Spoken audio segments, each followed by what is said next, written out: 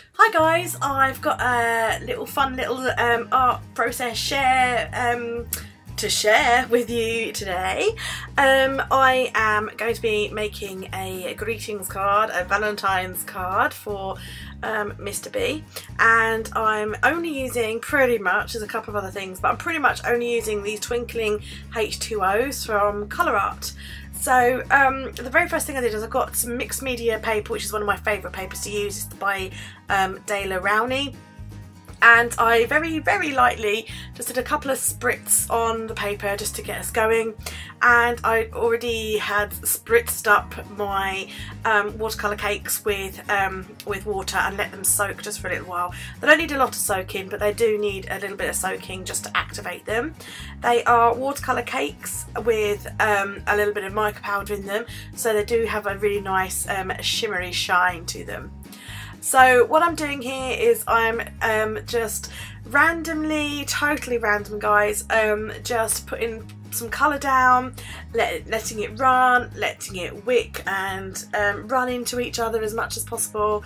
I'm adding extra water, I'm splatting with my paintbrush, I'm flicking, I'm pretty much doing anything possible to get the colour down on the page and getting it to interact with each other in a fun way. I'm kind of really not bothered about where the paint goes, I just want it to mix. I'm creating a night sky / galaxy kind of thing going on.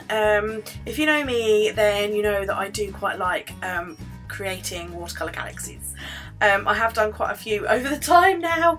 I do have a full tutorial on my YouTube channel as well about creating galaxies, and in that tutorial I also use things like salt and bleach to create some really cool effects. So if you want to see more, then you know, go and check those out.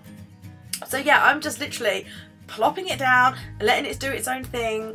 I'm going from light to dark and then I let it dry, and then once it's dry I go in again by, you know, keep on adding that colour and letting it play and do its own thing. And then right on the very top, once it's all dry, I use that beautiful gold and splat away just to give me some extra colours, like a bit of a star / constellation kind of look.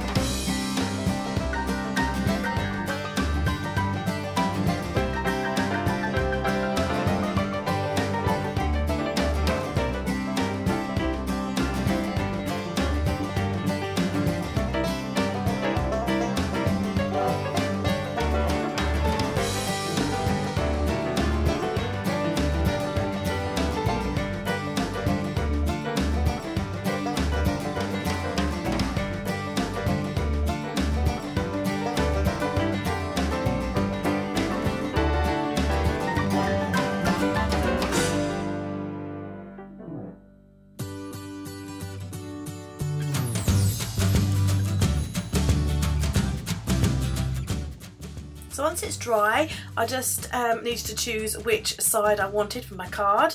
I folded it over and used the back of some scissor handles to act kind of like a bone folder, just to kind of help it down. And yeah, the hardest bit is deciding which side you want to use, because you know they're both pretty lush, it has to be said. So I grabbed some scrap card that I got laying around from a previous project, drew out a circle and then cut it out. As you will see, I don't go round the actual circle that I drew. I only use it as a guide. I didn't want it to be a perfect circle, so the lines are wobbly, wibbly wobbly, and that is exactly how I wanted it. This is going to be my moon, so I'm just using a tape runner just to tape it down. I'm pretty much doing it quite loosely because I don't want it to be like, you know, uniform, and it ends up being just slightly raised. It isn't like stuck right down on the edges, which is perfect. So then I go back to the twinkling H2Os and I add a light grey all over the card. The card is a non-porous card, and it's quite sheen, so the colour just sit on top, but it looks absolutely fantastic on there. It works really, really well. The beauty of it is you can sort of slip and slide it around a bit, so I used the dark around the edge and then smushed it around with my finger, and then added a few blotches to kind of give me some kind of like craters and things on the moon.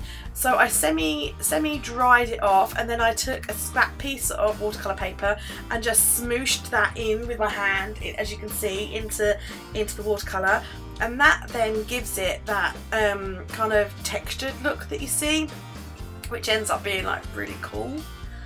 Use a Posca paint pen in black just to add some facial features to my moon, and I think it looks pretty cool. And obviously some pink cheeks. All of my characters and things have pink cheeks. It's kind of like a little bit of a signature look for me, and I quite like how that crater in the middle ends up looking like a nose. It's pretty cool, I like that.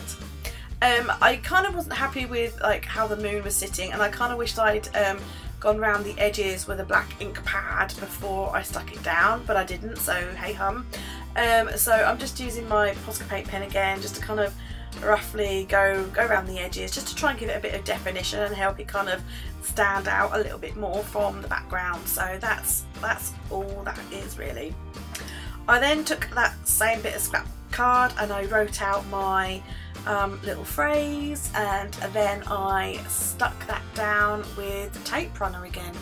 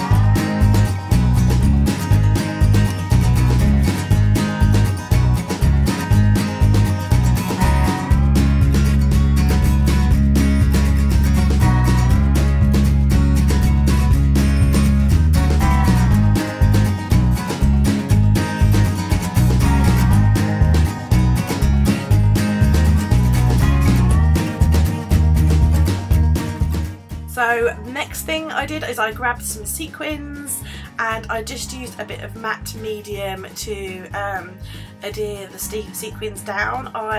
These are packed from Studio Calico.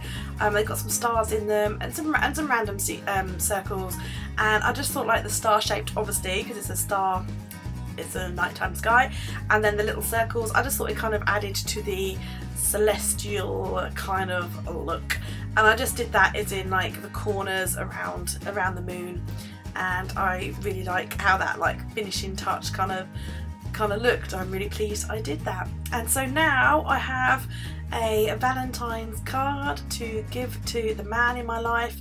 It's unique and it very much screams me, but it's really quick and easy to do, so you know, if you wanted to give it a go, yeah, it's super fun, and I really hope you liked seeing how it came together.